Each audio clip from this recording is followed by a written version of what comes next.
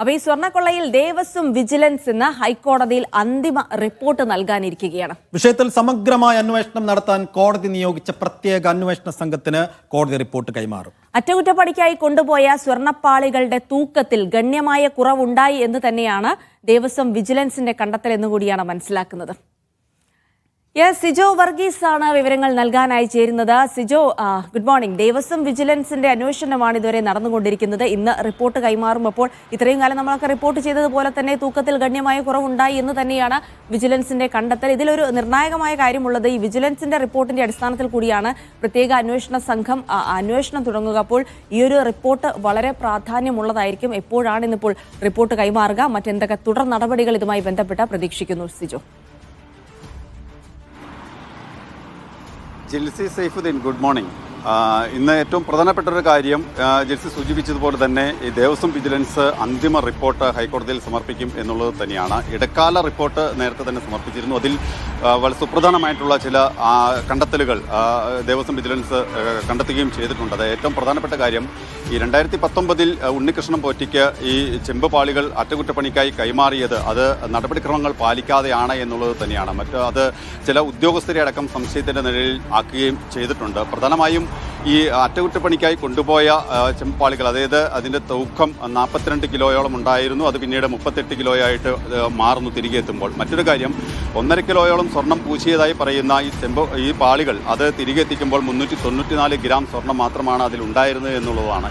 ഈ പാളികൾ കൈമാറിയതിൽ വലിയ രീതിയിലുള്ള ഒരു വീഴ്ച പറ്റിയിട്ടുണ്ട്. മാത്രമല്ല, ഏതാണ്ട് 30 ദിവസത്തോളം കൈവശം വെച്ച ശേഷമാണ് ഇത് ഈ ഉണ്ണികൃഷ്ണൻ പോറ്റി ഈ അറ്റകുറ്റപ്പണികൾക്കായി ഈ ഒരു കമ്പനിയെ ഏൽപ്പിക്കുന്നത്, അതായത് സ്മാർട്ട് ക്രിയേഷൻസ് എന്ന് പറയുന്ന കമ്പനിയെ ഏൽപ്പിക്കുന്നത്. അവരുടെ ഒരു വാദം കൂടി, അവരുടെ ഭാഗം കൂടി നമ്മൾ കേട്ടിരുന്നു. അവരുടെ പ്രതിനിധി, അവരുടെ അഭിഭാഷകൻ ഇതുമായി ബന്ധപ്പെട്ട വിശദീകരണം നടത്തുകയും ചെയ്തിരുന്നു. തങ്ങൾക്ക് ലഭിച്ചത് ചെമ്പ് പാളികളാണ് എന്നാണ് പറയുന്നത്. അതായത് മറ്റൊരാൾ സ്വർണം പൂശിയതോ അല്ലെങ്കിൽ മറ്റൊരു കമ്പനി സ്വർണം പൂശിയതോ ആയ ഒരു വസ്തുക്കളൊന്നും തന്നെ അവർ എടുക്കില്ല. അവരുടെ പോളിസി അങ്ങനെയാണ്. അവർ എടുത്തിരിക്കുന്നത് ചെമ്പ് പാളിയാണ്. ചെമ്പ് പാളിയിലാണ് ഈ സ്വർണം പൂശിയത് എന്നും വ്യക്തമായി പറയുകയും ചെയ്യുന്നുണ്ട്. അങ്ങനെയാണെങ്കിൽ ഈ സ്വർണ്ണപ്പാളികൾ ഇവിടെ നിന്ന് എവിടെ പോയി? അതാണ് ഏറ്റവും പ്രധാനപ്പെട്ട ഒരു കാര്യം. മറ്റൊന്ന്, 1998 വിജയമല്യ സ്വർണം പൂശിയതായി പറയുന്നു. അതിൽ അതുമായി ബന്ധപ്പെട്ട മറ്റു ആധികാരികമായിട്ടുള്ള രേഖകളോ മറ്റ് ഇതൊന്നും തന്നെ ദേവസ്വം വിജിലൻസിന് വീണ്ടെടുക്കാൻ ആയിട്ടില്ല. അതുമായി ബന്ധപ്പെട്ട രേഖകൾ കണ്ടെടുക്കണം. അത് എവിടെ പോയി എന്നുള്ളതിനെ സംബന്ധിച്ചാണ് ഒരു ചോദ്യചിഹ്നമായി ഇപ്പോഴും നിൽക്കുന്നത്. ഇതുമായി ബന്ധപ്പെട്ടിട്ടുള്ള നടപടിക്രമങ്ങളാണ് ഏറ്റവും പ്രധാനമായിട്ടും ഈ റിപ്പോർട്ടിൽ ഉണ്ടാവുക. അതിൻ്റെ അടിസ്ഥാനത്തിൽ തന്നെയായിരിക്കും മറ്റ് തുടർ നടപടികൾ സ്വീകരിക്കുക. എന്തായാലും ഈ അന്തിമ റിപ്പോർട്ട് ഇന്ന് ഹൈക്കോടതിയിൽ സമർപ്പിക്കും. അന്തിമ റിപ്പോർട്ട് ദേവസ്വം വിജിലൻസ് ഉണ്ണികൃഷ്ണൻ പോറ്റിയുടെ മൊഴിയെടുക്കുന്നത് നമ്മൾ കണ്ടിട്ടുണ്ട്. രണ്ടിൽ കൂടുതൽ തവണ ഉണ്ണികൃഷ്ണൻ പോറ്റിയുടെ മൊഴിയെടുത്തിട്ടുണ്ടെന്നാണ് മനസ്സിലാക്കുന്നത്. പക്ഷേ മുരാരി ബാബുവോ അന്ന് ഈ ഇടപാട് നടക്കുന്ന ഘട്ടത്തിൽ അവിടെ ഉണ്ടായിരുന്ന ഉദ്യോഗസ്ഥരടക്കമുള്ള മുഴുവൻ ആളുകളുടെ മൊഴി ഇതിനകം ശേഖരിക്കാൻ അല്ലെങ്കിൽ എടുക്കാൻ ദേവസ്വം വിജിലൻസിന് സാധിച്ചിട്ടുണ്ടോ? അതിനപ്പുറത്തേക്ക് പുതിയ അന്വേഷണ സംഘത്തിന് റിപ്പോർട്ട് കൈമാറുമ്പോൾ ഈ വിവാദവുമായി അല്ലെങ്കിൽ ഈ ആരോപണവുമായി ബന്ധപ്പെട്ട പഴയ റെക്കോർഡുകളൊക്കെ തെരഞ്ഞുപിടിച്ച് ഇപ്പോൾ 99 ഇത് വിജയ് മല്യ നൽകിയ ഘട്ടത്തിൽ ഇത് പൂർണ്ണമായും സ്വർണ്ണമായിരുന്നു എന്നുള്ള കാര്യം അടയാളപ്പെടുത്തിയോ? അങ്ങനെയുള്ള റെക്കോർഡുകളൊക്കെ പൂർണ്ണമായി കളക്ട് ചെയ്തതിനു ശേഷമുള്ള ഒരു സമഗ്രമായ അന്വേഷണ റിപ്പോർട്ടാണ് ദേവസ്വം വിജിലൻസ് പുതിയ അന്വേഷണ സംഘത്തിന് കൈമാറുന്നത് എന്ന് കരുതാമോ നമുക്ക്?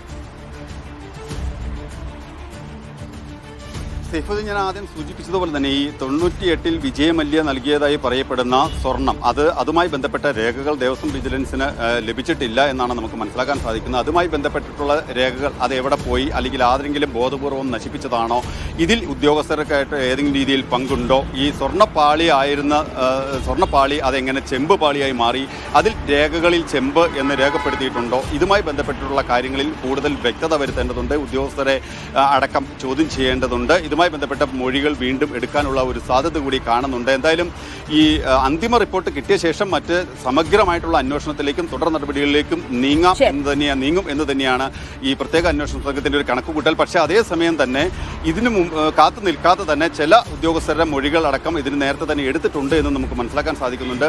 തനിക്കിതിനകത്ത് ബന്ധമില്ല എന്ന് ഉണ്ണികൃഷ്ണൻ പോറ്റി പലതവണ പറയുകയും ചെയ്തിട്ടുണ്ടെങ്കിലും സംശയത്തിന് നിഴലിൽ കഴിയുന്നത് സ്മാർട്ട് ക്രിയേഷൻസിന്റെ അഭിഭാഷകൻ പറഞ്ഞ വാക്കുകൾ തന്നെയാണ്. ചെമ്പ് പാളികളാണ് അവർ എത്തിയിരിക്കുന്നത്. ആ ചെമ്പ് പാളികളാണ് സ്വർണം പൂശി നൽകിയത് എന്ന് പറയുന്നുണ്ട്.